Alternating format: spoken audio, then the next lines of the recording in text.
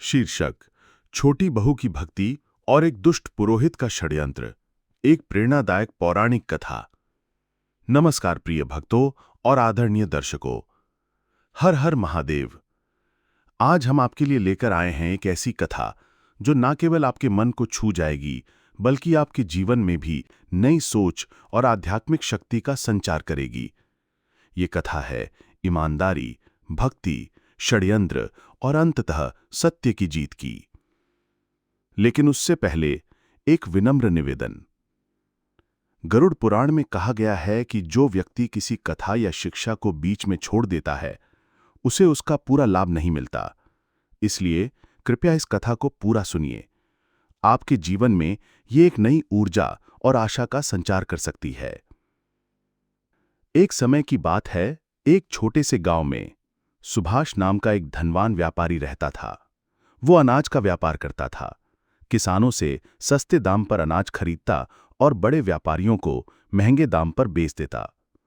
इस तरह उसकी संपत्ति दिन प्रतिदिन बढ़ती गई। उसके पास एकमात्र पुत्र था, अमन, जिसे वो और उसकी पत्नी श्रुति बहुत प्यार करते थे। लेकिन जैसे जैसे अमन बड़ा हुआ, उसके चरित्र में बदलाव आने लगा। उसने पढ़ाई, अनुशासन और कर्तव्य को नजरअंदाज कर दिया।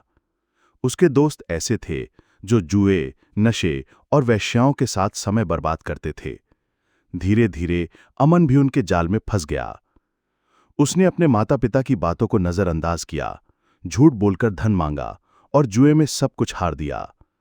उसकी आदतें इतनी बिगड़ गईं कि वो न केवल अपने पिता की संपत्ति बर्बाद कर देता बल्कि अपने स्वास्थ्य और चरित्र को भी खो बैठा। इसी बीच उसके माता पिता वृद्धावस्था में प्रभु के धाम को चले गए। अब उसके लिए कोई मार्गदर्शक नहीं था। उसकी पत्नी निर्मला ने उसे समझाने की कोशिश की, लेकिन वो नहीं माना। एक दिन निर्मला ने उससे गंभीरता से कहा, स्वामी, जीवन का सच्चा सुख केवल वासनाओं में नहीं छिपा होता। असली सुख तो भगवान की भक्ति, परिवार की सेवा और नेक कर्मों में होता है। जो लोग अपनी लालसाओं में अंधे हो जाते हैं वे अंततः बर्बाद हो जाते हैं, और यही तुम्हारे साथ हुआ है। निर्मला ने आगे कहा, मैं तुम्हें 3 बड़ी गलतियों के बारे में बताना चाहती हूं जिन्हें अनजाने में लोग कर बैठते हैं और फिर जीवन भर पछताते हैं। पहली गलती, शिक्षा और कौशल की उपेक्षा। निर्मला ने कहा, जो लोग अपनी जवानी में शिक्षा और कौशल को नजरअंदाज करते हैं वे भविष्य में अपने लक्ष्यों को प्राप्त करने में असमर्थ रहते हैं। तुमने भी अपने समय को व्यर्थ किया और इसीलिए आज तुम इस स्थिति में हो। दूसरी गलती, समय और ऊर्जा का दुरुपयोग। जो लोग समय रहते अपने कर्तव्यों को नहीं समझते उन्हें अंततः पछताना पड़ता है। तुमने अपनी ऊर्जा बुरी आदतों में बर्बाद कर दी और अब तुम खुद को खो चुके हो। तीसरी गलती, गलत संगति। इंसान को गलत संगति पूरी तरह बर्बाद कर देती है। तुमने भी इन्हीं गलतियों को अपनाया और आज तुम्हारा जीवन इस स्थिति में आ पहुंचा है। निर्मला की बातें सुनकर अमन गहराई से सोचने पर मजबूर हो गया। उसे अपनी गलतियों का एहसास हुआ, लेकिन अब पछताने के सिवाय उसके पास कुछ भी नहीं बचा था। इसी बीच एक अन्य गांव में एक व्यापारी रहता था जिसके घर में हमेशा सुख, शांति और समृद्धि बनी रहती थी। उसके व्यापार में लगातार वृद्धि हो रही थी, लेकिन उसके पड़ोसी इस बात से जलते थे। उन्होंने सोचा, कैसे इसके जीवन में कष्ट आए, कैसे उसका व्यापार बर्बाद हो जाए। तब उन्होंने गांव के एक पुरोहित से मिलकर कहा, हे गुरुदेव, यदि आप हमारी सहायता नहीं करेंगे तो हमारे बच्चे भूखे मर जाएंगे। जैसे मछली का जीवन तालाब के पानी पर निर्भर होता है, वैसे ही हम पंडितों का जीवन उनके यजमानों पर आधारित होता है। यदि यजमान के घर में कोई समस्या नहीं होगी तो वे हमें पूजा के लिए नहीं बुलाएंगे। पुरोहित ने उनकी बात सुनी और अपने गुरु के पास गया।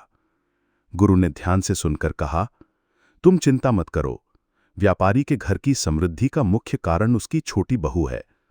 वो भगवान विष्णु और माता लक्ष्मी की नित्य पूजा करती है, जिसके कारण उनके घर पर दिव्य कृपा बनी रहती है।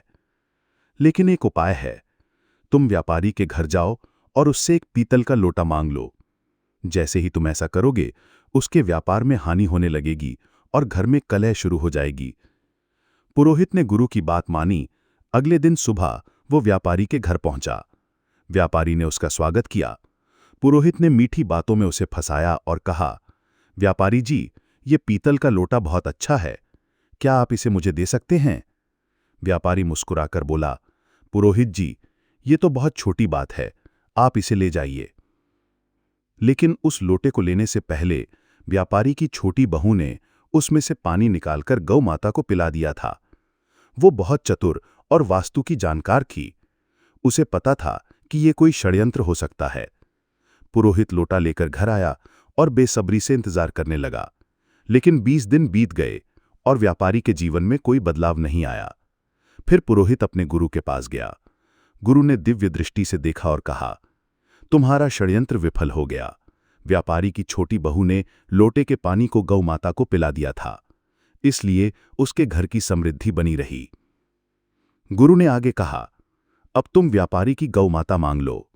गौ माता को मां लक्ष्मी का स्वरूप माना जाता है। जैसे ही वो घर से जाएगी, वहां अशांति आ जाएगी। पुरोहित गया और बहुत दुख भरी कहानी सुनाकर गौ माता मांग ली। लेकिन छोटी बहू ने फिर से उसके इराले भांप लिए। जब व्यापारी गौ माता लेकर आया तो उसने उसे रोक दिया और कहा, पिताजी, ये गौ माता हमारे घर की लक्ष्मी है, इसे नहीं जाने देना चाहिए। लेकिन पुरोहित ने फिर एक नया षड्यंत्र रचा। उसने व्यापारी को डरा दिया कि अगर छोटी बहू घर में रही तो उसके परिवार पर बड़ी विपत्ति का पहाड़ टूट पड़ेगा। व्यापारी डर गया। वो अपनी छोटी बहू के पास गया और दुखी मन से बोला, बहू, तुम्हें इस घर को आज ही छोड़ना होगा। तुम्हारे कारण हमारे परिवार पर बड़ी विपत्ति आने वाली है। वो बहू स्तब्ध रह गई, लेकिन वो तुरंत समझ गई कि ये पुरोहित की साजिश है। फिर भी उसने नम्रता से कहा, ठीक है पिताजी, यदि यही आपकी इच्छा है तो मैं चली जाती हूं। उसका पति, व्यापारी का छोटा बेटा, गुस्से और दुख से भर गया। उसने कहा, पिताजी, यदि मेरी पत्नी को इस घर में जगह नहीं मिल सकती तो मैं भी नहीं रह सकता, मैं उसके साथ चला जाऊंगा। और ऐसा ही हुआ। दोनों शहर चले गए। वहां उन्होंने छोटे से किराए के मकान में रहना शुरू किया। छोटा बेटा मेहनती था। कुछ समय में उसने छोटा सा व्यापार शुरू किया, जो उसकी ईमानदारी के कारण फल फूलने लगा। लेकिन व्यापारी के घर की स्थिति बद से बदतर होती गई। व्यापार बर्बाद हो गया। घर में कलह शुरू हो गई। लोग उसकी दुर्दशा का मजाक उड़ाने लगे। एक दिन वो आत्महत्या के इरादे से नदी के किनारे जा रहा था। तभी उसकी भेंट एक तेजस्वी संत से हुई। संत ने उसे रोका और कहा, पुत्र, तुम्हारे जीवन में सभी परेशानियां तब से शुरू हुईं जब तुमने अपनी छोटी बहू को घर से निकाला। वो साक्षात माता लक्ष्मी का रूप थीं। व्यापारी को अपनी भूल का एहसास हुआ। वो तुरंत शहर गया और अपनी बहू के सामने हाथ जोड़कर क्षमा मांगी।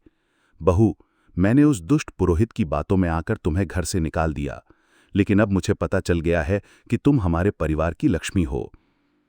छोटी बहू ने विनम्रता से कहा, पिताजी, मैं तुरंत घर लौट आती हूं। ये घर भी मेरा है और वो घर भी मेरा ही है। वो अपने पति के साथ खुशी खुशी घर लौट आई। कुछ ही दिनों में व्यापार फिर से चलने लगा। घर में खुशियां लौट आईं और व्यापारी ने समझ लिया, एकता, भक्ति और विवेक ही जीवन की सच्ची सफलता है। प्रिय दर्शकों, ये कथा हमें ये सिखाती है कि जलन और ईर्ष्या कोई अच्छा रास्ता नहीं है। गलत संगति इंसान को बर्बाद कर देती है।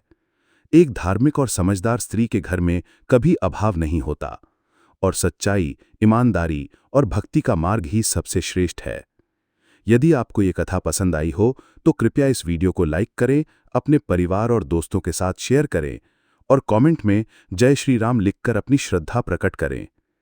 यदि आप ऐसी ही प्रेरणादायक, आध्यात्मिक और पौराणिक कथाएं देखना चाहते हैं तो हमारे चैनल को सब्सक्राइब जरूर करें। आगे की कथा में आपके लिए एक ऐसा अनमोल संदेश है जो आपके जीवन को नई दिशा दे सकता है। इस वीडियो को अंत तक देखने के लिए आप सभी का धन्यवाद। जय श्री राम, जय श्री कृष्ण, हर हर महादेव।